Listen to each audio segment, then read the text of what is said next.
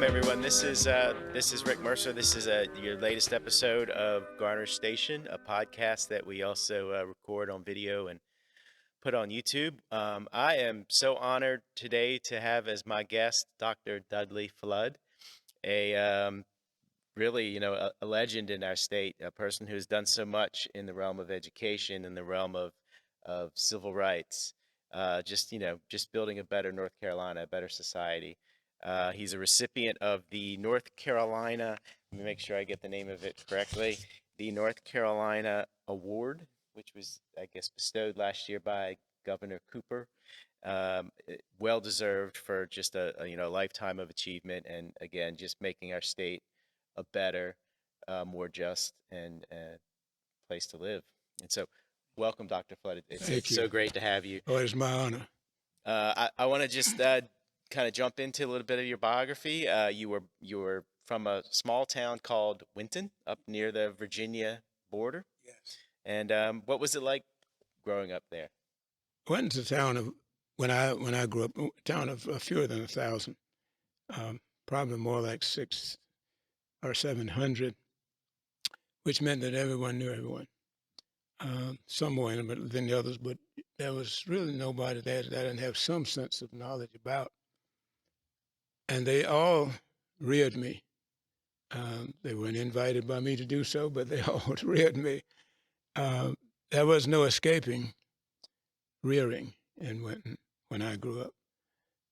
Your parents were permissive to have other persons give you direction, give you chastisement. And the one thing you feared was that they would have to come back and tell your parent.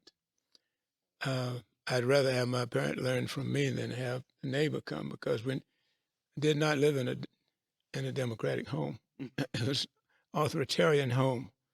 And if the neighbor said you did it, you did it. You didn't get to discuss that to any large extent. It didn't look as though there was anything positive about that at the time, but when I look back on it, maybe the greatest experience that one could have had, because it was clear to me it was not about me at all. It was about what contribution you can be prepared to make. And if one can develop that attitude, there's no limit to what one might achieve, as long as you don't worry about who gets credit for it, and as long as you don't pat yourself on the back too much. So, what do you recall about attending school during, and what was it like to be a school age child there? Being a member of a family of 9, being 8th in that 9, I went to school a long time before I went to school, because in our household, they'd all sit around the dinner table and study at night. And from the time I could climb into a chair, I would sit around that dinner table and study as well with them. I had 5 sisters, all of whom were better than average students. And I would listen to them. I would learn their poetry, which they had to learn. I would learn to think through equations, which they were solving. So school was a piece of cake to me. It really was literally a piece of cake. I never really thought I did my best there, because I thought I wanted to be pretty good at everything. And if you're going to be pretty good at everything, you're not going to be particularly good at anything. Uh, but I felt that school, for me, was a conduit to what I wanted to do in life, and that was to be able to help other people. I never once gave much thought to the thing that I would be all right. Part of that was I never heard a negative in my household. Um, we didn't have any money to speak of, but I never heard anything about what we didn't have. My mother was such a positive person that anytime you inferred we don't have something, she reminded you of what you do have, and what you can do with that, and how you can make the best of it. So I never had a negative notion about we don't have. Always had a notion, this is a starting point wherever it is you are, and from there, uh, if you learn to access the environment You can go wherever you decide you want to go. Now, some of that might have been naivete, but I think a great deal of it was actual, and I still believe that. So you went to North Carolina Central University, in Durham, of course, and so that must have expanded your horizons a bit, coming from a very small town. Well, interestingly enough, North Carolina Central had 2,400 students when I went there. And it did expand my horizon because they were from everywhere. They were from all over the country. They were from Bahamas. Um, and for the first time, I really got to see how other people thought about the same things that had run through my mind for years. And I got to have opportunities to interact. Of course, the teaching was good in class, but that was a small part of my education. The education was interacting with other people. Always been unusually loquacious, and if anybody wanted to talk, it was I to whom they came to do so. And I learned an amazing lot about humanity, about the way people think, why they think the way they do.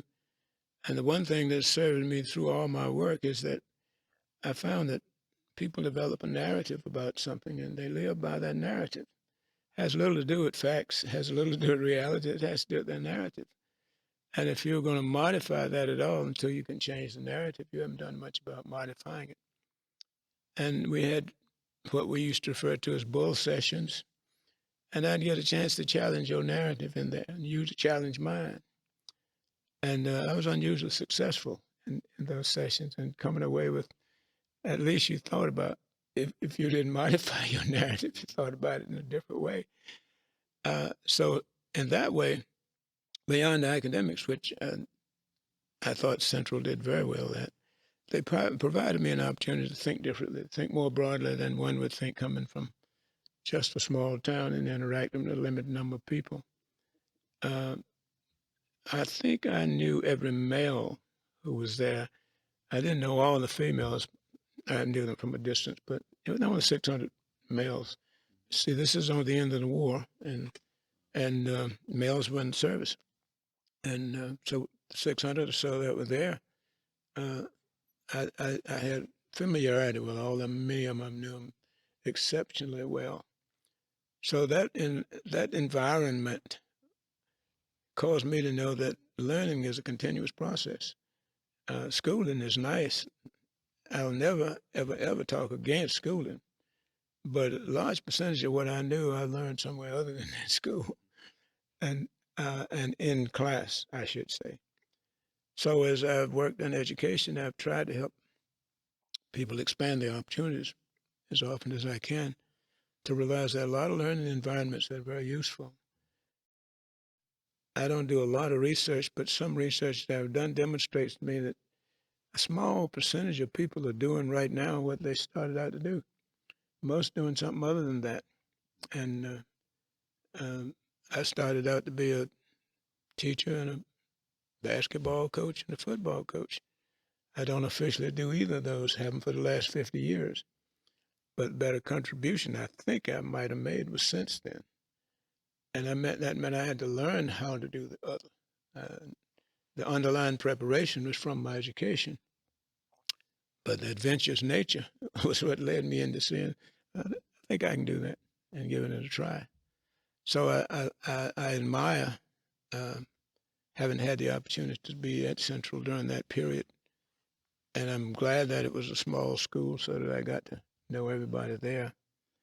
But I understand the challenge of growth and I respect the challenge of growth. But a lot of the systemic things we had there are still in vogue. You still need to know people. You still need to interact with people. You still realize it's not always about you. Other people have perspectives and you have to respect them. So you went into a career of teaching, like you say, Yes, teaching and coaching. That's what did you always kind of know you wanted to be a teacher, or did? I did. I knew that because 5 of my sisters were teachers and one brother. And you emulate people that you admire, and I admired them, and I emulated them. 4 more older than I, and one younger. Even my younger brother became a teacher. And my mother was of a fashion a teacher. She was certified to be, but with 9 kids, one of which is Dudley, you better stay home and take care of them. So she never taught officially in school, but she was over energetic by ensuring that we paid attention to education. And I began to admire the process. But also, having gone through school, I learned some things I thought might apply, particularly to students who were less well informed, less traveled, less read, because I was surrounded by some of those in the rural area in which I lived. And I wanted the challenge of seeing if I really could prove what I'd been admonishing myself, and that is everybody can learn. Some at a different rate, some at a different quantity, but everybody can learn. So I went into education with that challenge in mind, and I asked for the most difficult students. I didn't have to beg for them because not a lot of people were in line wanting them, but I asked my principal if he'd give me the more difficult students, being those who had had the fewest successes and so on. And if you would have taught those, uh, you've assured yourself if they can learn, anybody can, and then you can build a narrative for yourself to say, if you're able to find the right bus and get off that and find my classroom, you've already demonstrated to me that you can learn. You weren't born knowing that. You learned to walk and talk. That's the hardest thing anybody ever had to learn to do. And so it gave me a gravitas to want to work with people who had not had all the opportunities, that others had not taken advantage in certain cases of opportunities. But that drove me into staying in teaching as long as I did. I have many opportunities to leave that and do something else. But I just felt that was something I had to finish before I could leave teaching. And where? Where did you go? Did you go back I home to went back teach? home. Yes, Okay. I taught in my home school for a while, and then in a neighboring school in the same community for a while. And I was drafted to become a principal in another county, but that wasn't something that I sought. My wife, my late wife, ensured me that I could help more students if I'd go into the principalship. And I learned that she was right more often than I. And so at her admonition, I became principal. But I really loved teaching, still do. Because every chance I get, I slip in some teaching right now. But eventually you were, I don't know if you say drafted again to do this, but you were maybe recruited by the Department of Public Instruction, DPI, state DPI, to help integrate the schools. Um, I mean, that must have been a huge and challenging and at times rewarding, at times frustrating job. Um, what were some of the biggest challenges you faced? Well, the challenge of relocating was probably the biggest of all because I had just learned to be a principal. I mean, it takes a couple, 3 years to get really good at, and I just learned to be that, and leaving that, going into an unknown was the first challenge. I didn't have any notion that this was not a doable proposition, but I had no template to go by. I mean, all the research you could do still hadn't found anybody who had done it. So that means you can't do it wrong because whatever way you do it is the first time it's been done. Then I was blessed to have a colleague, the late Gene Cosby, who had similar attitude. His attitude was, if it hadn't been done yet, that's all that proves. It hadn't been done yet. So had I been it alone, I would have had a little more difficulty. But the truth is, it went fairly smoothly for us.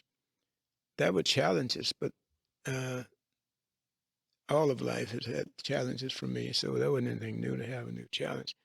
But the inspiration of looking ahead and seeing what was possible and what might be achieved and that sort of thing gave you impetus to keep going. So I've, uh, I've even to this day, I take every opportunity I can to bring people together voluntarily.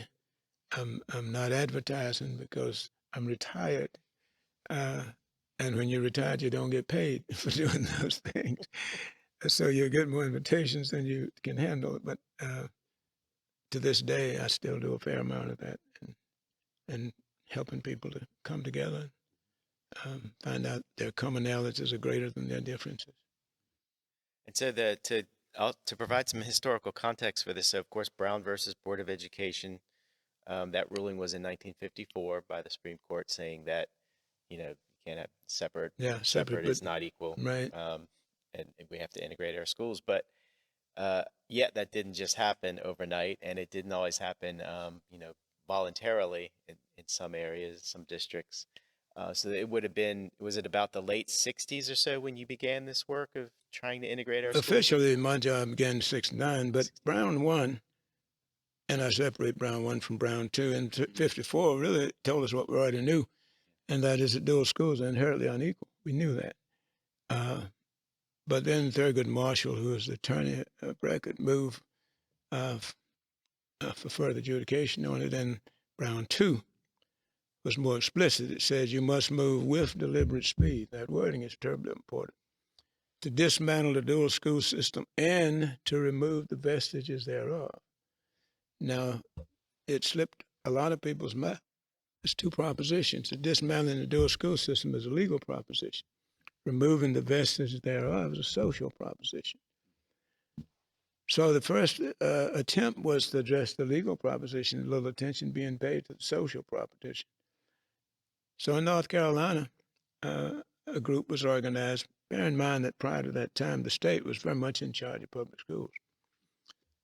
A group of members of the General Assembly generated what was known as the Pearsall Plan, named for the legislator who introduced it, that determined that you could, if you chose, go to any school in which your race was in the minority, called it minority and majority transfer.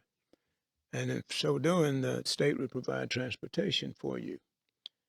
That was the only incentive.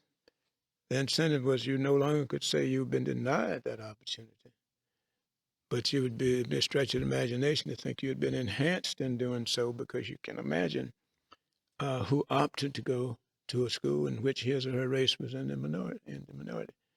That would have been limited to people who had courage, a certain amount of sophistication, a certain amount of determination, and an opportunity to be independent in their decision making. Because if you were working for somebody who you thought might not like that idea, you might have a second thought about it, involving yourself. And so we had a fair number of African American students to choose to go to other schools. Early on, their experiences were not very good. So much so that many went back to what had been all black schools. Many of them prevailed, but over a continuous period from 1955 through 1964, you had to be really committed to the concept to have your child go into an environment. And as I mentioned before, the big underspoken thing is it's not your school. If it's your school, that's one thing. If you're going to somebody else's school, by definition and by projection, it's a little more difficult proposition. Then when the Civil Rights Act 1964 was passed, it had a provision that was an enticement, and that is they created funding that you could create opportunities through various training sessions and various technical assistance programs to help you reduce the complications that you would engage in, and even to help you draft your guidelines for being in compliance. In compliance had not been well defined before that. It just said you had to be in compliance. And because the law said with deliberate speed, that was not definitive as to when you have to get this done by. So the Pearsall Plan was designed to use that deliberate speed avenue. In certain ways, in hindsight, it served a purpose. The purpose being that if you're going to take off a big airplane, you need a little runway. I mean, a very short runway doesn't work quite as well unless you're doing a helicopter. This was not a helicopter. This was a great big airplane. So we were able to use the several years. There were too many, but the several years to be in preparation. Mindset, folkways, mores, that sort of thing had to be dealt with About 64, we were more nearly ready to do something a little more specific. So many of the programs that had not been paid much attention to grew out of the Civil Rights Act of 1964. They gave money to schools for doing things like additional guidance counselors, additional personnel that would help in various ways. We were able to get some school attendance people, as opposed to what we had had prior to that time, which were truant officers. Truant officers were not necessarily school attendance people. They would get you in school, to be sure, uh, but they didn't tell you why. They didn't go into. So a lot of the things that began to happen then moved us further toward getting to where we could think of ourselves as trying to desegregate schools rather than desegregate them. We're still talking desegregation now. But in 1969, a lawsuit, Godwin versus Johnson County, was ruled, which read that the state of North Carolina has an affirmative duty to initiate eliminate separation of races. Now, and you don't hear much about that. I don't think you, unless you've researched, you would have read anything about Garner versus Johnson County. But that was the most impactful piece of legislation in my mind that we had, for the simple reason that prior to that time, the state had relegated all the authority back to local school boards. We had 152 school boards in the state at that time, which means each of them would have to have a specific plan for compliance. If the state had not done that, you could have had one court case against the state of North Carolina that would have affected all the school districts in the same fashion. So that the essence of we're through playing games, now we got to do something, came out of that court case. And it was at that time, the newly elected superintendent, Craig Phillips, invited me, and along with Gene Cosby, another gentleman, Bob Strother, to come to the State Department and create a technical assistance plan in which we were to do several things. One was to help any school district that needed that help to draw up a plan, then implement a plan for eliminating the dual school system. That would be in compliance. Many had plans, but they were not in compliance with what the law required. Secondly, was to be a liaison between them and the federal government in the way that the federal government had an Office of Civil Rights that was in the Department of Education at the time.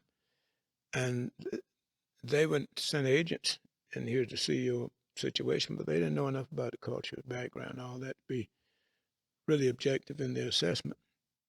So we served in that liaison role. And the third was to work with communities, school districts, including students, including parents, including adversarial groups, and lessening the trauma involved in. So whenever there was a riot or a suspected riot or an intended riot, we were there to be a part of it, to help them deal with what was that time difficult for them. So we had a three-phase responsibility in that respect. Most of the responsibilities were responsibilities that never met the public eye. Because if you're going in to work with a school board, the last thing you want is credit for that. The school board's going to be there when you go back home.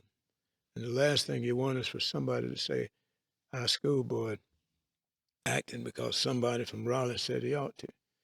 If you're going there to work with the superintendent, you sometimes don't even want anybody to know you're there for the simple reason that the superintendent has to be the person who resolves the issue. So your job there is to work with him or her in viewing all the options and suggesting an option that's similar to his experience that has worked elsewhere and that sort of thing.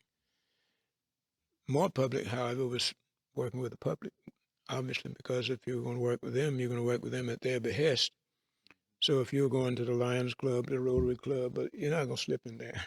It's going to be well known that you're there, and it's going to be in the newspaper. So, those were the things about which people knew, and most people for years thought that was basically what our job was speak to some groups. We spoke to a lot of groups, but that had nothing to do with our job at all. the most impactful thing we were able to do was to have people experience each other. Because as long as there's a fence between us, that fence erodes how we perceive one another. And we were fortunate. I say fortunate because this is certainly not planned. In one of our trips to one of those meetings, we stopped in a little pop shop to get a soda, and I saw this little flat bat had a rubber ball on a string on the end of it.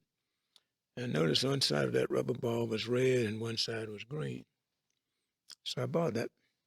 I bought that 25-cent paddle for $1.25 and took the rubber ball off. And when we got to the gathering, which was a fairly diverse gathering of people, I said, before we begin this discussion, I want to ask you a question. What color is this ball? And they said, it's red. I said, no, it's green. They said, red. I said, green. The voices began to lift. I'm looking right at it, it's red. I'm looking right at it, it's green. Then I turned the ball around. Oh, it's green on your side. Yeah, it is. And it's red on your side, and that isn't going to change.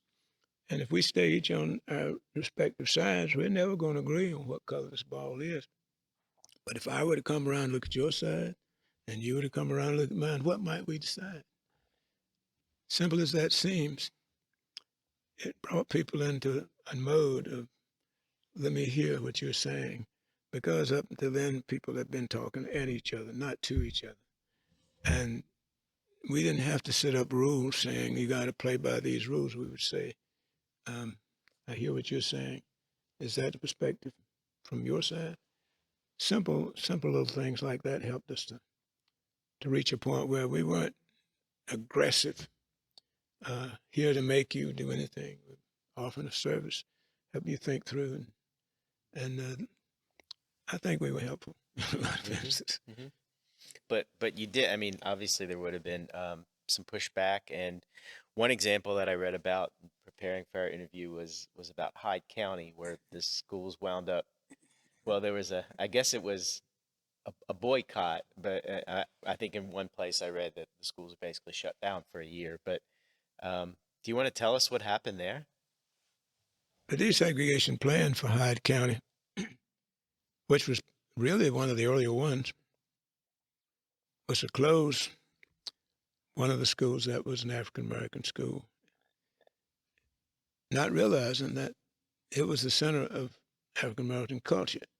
The black school was not just a school, it was the center of the culture in a given community. So you had a school in Mattamuskeet, you had a school in Swan Quarter, you had a school in Eagle Heart. School in Mattamuskeet was white. Swan Quarter was black. Eagle Heart was black. But they were going to close the school in Swan Quarter and have all the students moved to Mattamuskeet. Parents resisted that, saying that you're not just shutting down school, you're shutting down the center of, this is where we meet, this is where we do this is where we do that, because there was very little else available to them in Swan Quarter. And that extended itself then because they weren't able to argue that this ought to be our cultural center, our resource center. It's our school. So it began to manifest itself as critical to them that we protect this school. There were other elements, but that was the critical element. The irony was that element wasn't talked about. It was, this is our school. You're not going to close it. If you close it, we're not going to your school. So that's what led to the boycott. In the end of the discussions, it was resolved that school would remain, but it would remain as a 1 through 8 school. Of course, this is after a year negotiation, and that all the high school students, both in the Englehart and Mattamuskeet, would all go, and Swan Quarter would all go to the Central High School. And it was that school at which I mentioned to you I was privileged to be the graduation speaker. Yeah. So yeah, you when I guess the next year you were able to make the graduation speech. Do you remember what you said? What the message was there? I remember what I talked about. Certainly don't remember the words necessarily, uh, but what I talked about them was the responsibility that each of us has as a person uh, to realize that different does not mean deficient. That was the topic, and I've stuck with that topic so long that and I pointed out to them that my experience in traveling is as I do, that when you are in any group that is a monolithic group, the perception you have of group outside that is that there's something wrong with them because they're not like me. If you develop that narrative over a long enough period of time, sometime incidental, sometime it was deliberately developed, that there's something wrong with them. Don't know what, but you know there's something wrong with them. So that makes me more than, it makes them less than.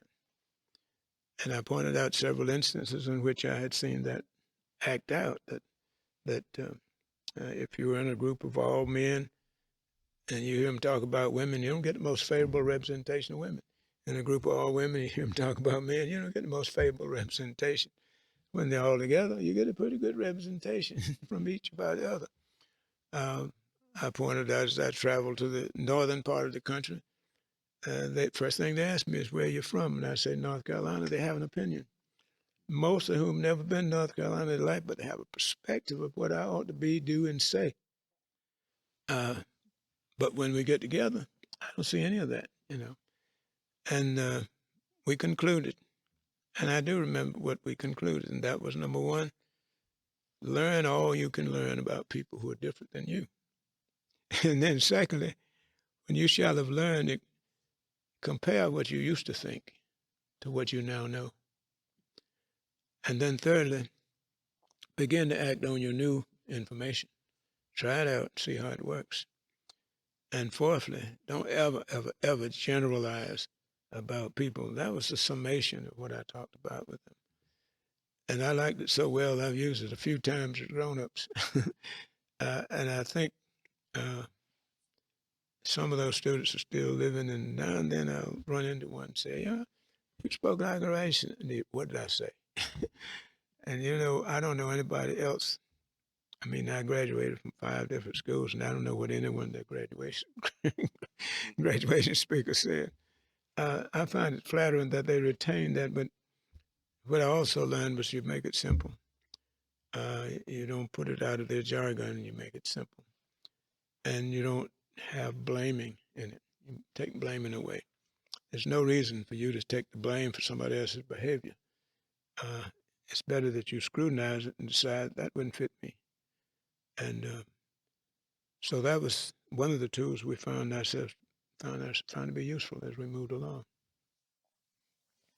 So, public education is continuing to evolve. It continues to face challenges. Before we started rolling, we talked about, some of the challenges today, and what do you think are some of the continuing challenges in making sure that every child has access to a sound basic education as our state constitution requires? The Leander decision is going to be a tool for us.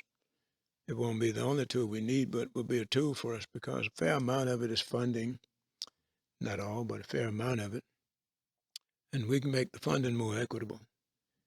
And then it gives people the inspiration to say that there's one excuse I can no longer use because I'm convinced that we already know pretty much what we need to know to make every child have an opportunity for education. Some of it we fail to do because we aren't sure we can. Some of it we fail to do because we don't really have the resources which to do it. But I think when that comes together, when all of us are at a point where we realize that you can educate any child to the point that he won't be lost in the world. Now, he may not be a nuclear physicist, but he'll not be lost in the world. And I think we're nearer to that now than we were 50 years ago. But I think that there's so much more to know. Child enters the first grade now. If he's a pretty good student and graduates 12 years from now, he will have learned about 1/billionth of what is worth knowing. When I graduated, I probably knew 2 or 3 billions of what was worth knowing. But the most important thing that you can learn is how to learn. And if we continue to focus on helping people know how to learn, and that learning is a continuous thing that lasts as long as you live, then they will understand that if we're able to provide access to learning for all of them, they'll be better off. We are now, I think, have more access than we've ever had before. Um, the, the community college is at its best. Never been as good as it is now. In fact, community colleges turn them out of what some colleges were when I went to college. You find some things there that I didn't get in undergraduate school. Um, Libraries are sufficient. You've got media uh, available to you that we didn't have. Um, there's more stuff than I ever need to know right in my cell phone. If I could just learn how to get it out. Yeah, and And so, know the good information from the misinformation. well, That's the if I job. could just, I can't even get the misinformation sometimes, but the whole element of what opportunity there is to learn is so modified now. But you still need a leader to lead you through that. I'm I'm fortunate to have a nephew who is a techie, so you know I don't have to look dumb about it. I just ask him, don't do it for me. Show me, how to do this. Um, and that's what I think education will become. I think we'll begin to realize that school is a conduit. It's not where you get your education, it's the conduit through which you get your education. And if we realize that and act upon it, we're going to have very few people who don't have access to education. There's still some differentiation. You're still better off if you have a dynamic school and a setting in which you have available to you all the artifacts that generate opportunities to learn. More important than anything, that you have a teacher who will stimulate your learning, who would facilitate your learning and lead you to learn, not tell you everything, but lead you to discovery. I'm optimistic that we're headed there. Um, I don't know if it'll be during my time, but my hope is it will. Mhm. So last year you did, as we mentioned at the top of the show, you received the state's highest civilian award. It's called simply the North Carolina Award. You received it for your many years of public service. What were your thoughts on receiving that from? And you received it from Governor Cooper, right? Yes, yes.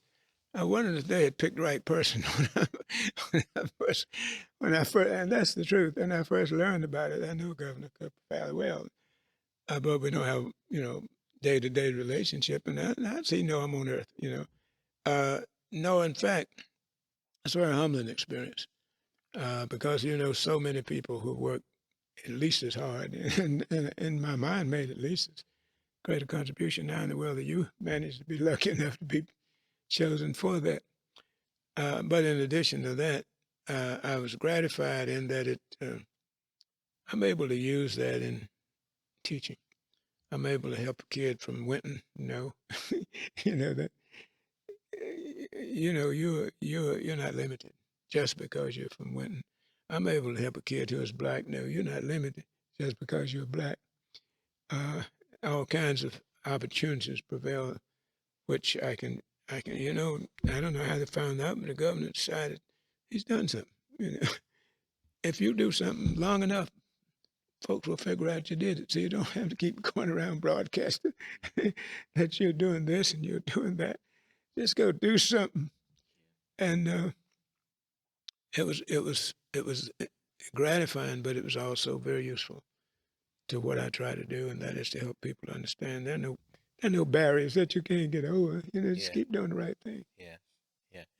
You before we started rolling with the show, you recorded our invocation for this year's, well, I guess Yeah. 2023, but the upcoming MLK celebration that we're gonna have as a video this year for the Garner community. Um, why do you think it's so important for communities to have these kinds of celebrations or events where we remember the life and legacy of Dr. King? if we don't endorse a concept, that concept doesn't last very long. We have to endorse it formally. And to have a celebration is a form of endorsement. It means that you believe it was worthwhile. You believe that that stood for something that we ought to emulate. You think it's no different than my legacy. You know, I talk about my dad a lot. My dad was alumnus of the fifth grade, but he knew more about certain things than I'll ever learn. If I let that go, that's what I'm standing on. That's what I'm building on.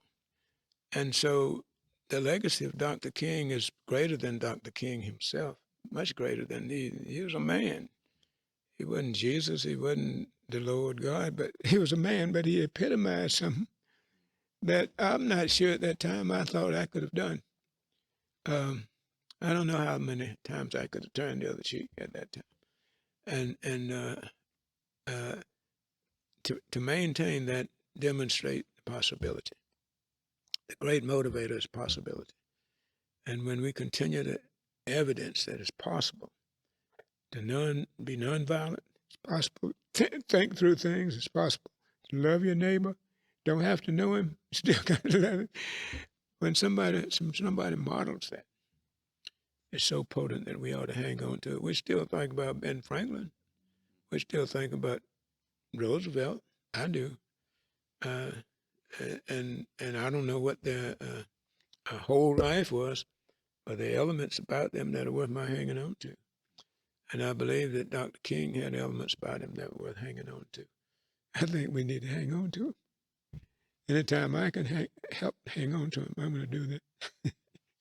Well, we appreciate you participating in that video and coming here today and talking with us. It's my pleasure. It's been an honor to meet you and talk with you and learn some of the history from you. Is there anything else you'd like to share before we sign off? Only to say how happy I am. First of all, to meet you. I enjoyed talking to you on the phone. Now, I figured out who I was going to meet because I could tell the kind of person you are. But to know that you're doing this is very gratifying to me, to know that you're doing it. So thank you for what you're doing. Well, we appreciate the town of Garner and the residents of Garner giving us the chance to do it. And we will sign off on this episode, which, you can go, if you're watching on YouTube, you can go back and watch our previous episodes as well. You can listen to this and all of our previous episodes on your favorite podcasting platform as well. Again, Dr. Flood, it's been such an honor. And My pleasure. I've learned a lot just talking with you for this past half hour, or whatever it was. And it's been really rewarding. So with that, we're going to sign off, and we hope everyone has a happy and safe holiday season as well. So take care, and we will catch you the next time on Garner Station Podcast.